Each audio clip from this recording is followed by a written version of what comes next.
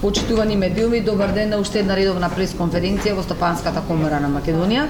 Темата на денешната пресконференција идни насоки за развој на агросекторот, и за таа цел на денешната пресконференција ќе говори колегата Васко Ристовски од Стопанската комора на Македонија. Васко, повели. Благодарам. Изложението за земјоделство и прехранбена индустрија при Стопанската комора на Македонија континуирано презема активности во насока на поголема препознатливост и промоција на комората, како институција која се залага за развој на домашното земјоделство, поставување на идни насоки за негов развој со целосно приспособување на секторот кон зголемените очекувања на потрошувачите и кон добрите практики во европската регулатива од оваа област, со што се придонесува за работење на компаниите во овој сектор. За таа цел, Стопанската комора на Македонија оваа година организираше две трибини или две поголеми конференции посветени на секторот. Првата беше во мај месец оваа година, на која имавме и гости од Словенија и Хрватска, кои беа панелисти и говорева за искуствата од нивните земји. И втората конференција беше во ноември, 27 ноември, на која присуствуваше и министерот за земјоделство, шумарство и водостопанство. Инаку овој сектор представува еден од најголемите и најважни сектори за домашната економија. Неговото учество во вкупниот БДП заедно со преработувачката индустрија е некаде од 10 до 12%. Можностите за развој на секторот и за придонесот на оваа дейност во националната економија се значително поголеми, затоа што расположивите потенцијали во земјоделството не се целосно искористени. Повеќе од 1/3 од земјоделското обработливо земјиште не се обработува, додека субвенциите кои беа воведени 2007 година не ги дадоа саканите ефекти.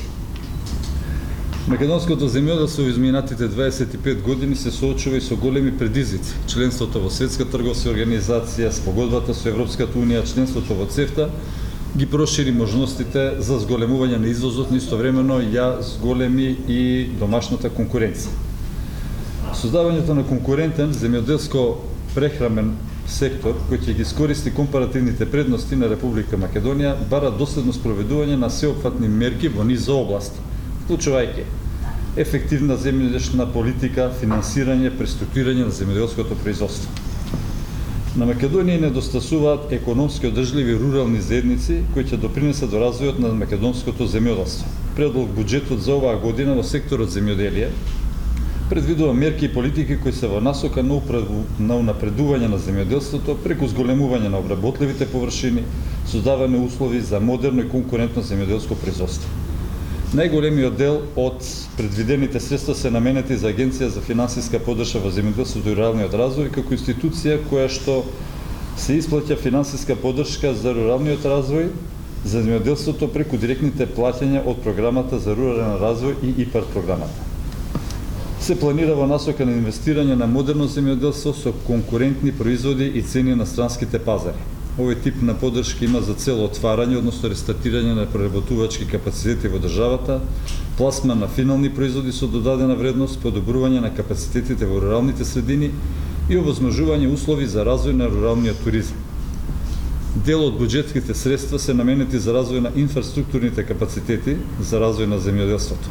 Неопходно е да се спроведат активности поврзани со промените во животната средина, за да во еден догледен период може да се видат резултатите од добра земјоделска пракса, подигнување на свеста на населението значењето на можностите кои ги дава Македонија за производство на здрава и безбедна храна. При тоа посебно внимание треба да се посвети кон адаптација на климатските промени, како во растително, така и во анимално производство, контролирано управување со водените ресурси и биодиверзитетот во државата. Инаку пред конференциите Сдруженијето за земјоделство изработи еден материјал кој беше даден на разгледување до компаниите во секторот.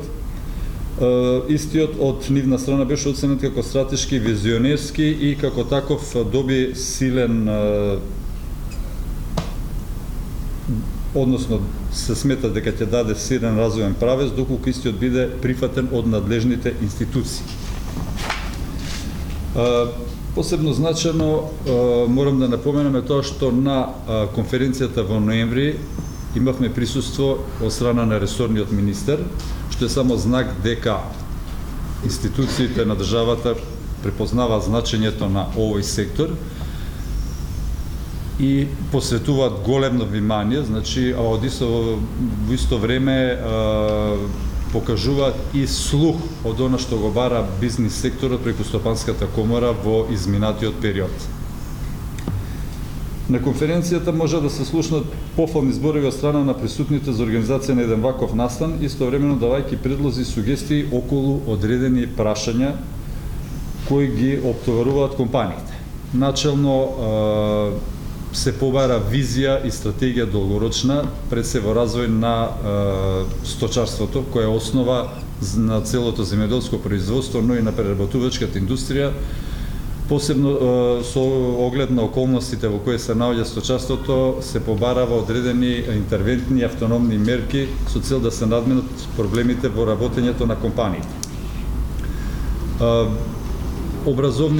Факултетот за земјоделски ветеринарни земјоделски науки и храна, се извинувам, исто така излезе со своји иницијативи. Од една страна е зголемување на соработката помеѓу бизнис секторот, односно комората и факултетот, како во делот на проекти и активности, така и во делот на стипендирање на завршен кадар и со цел задржување на младите луѓе во земјата.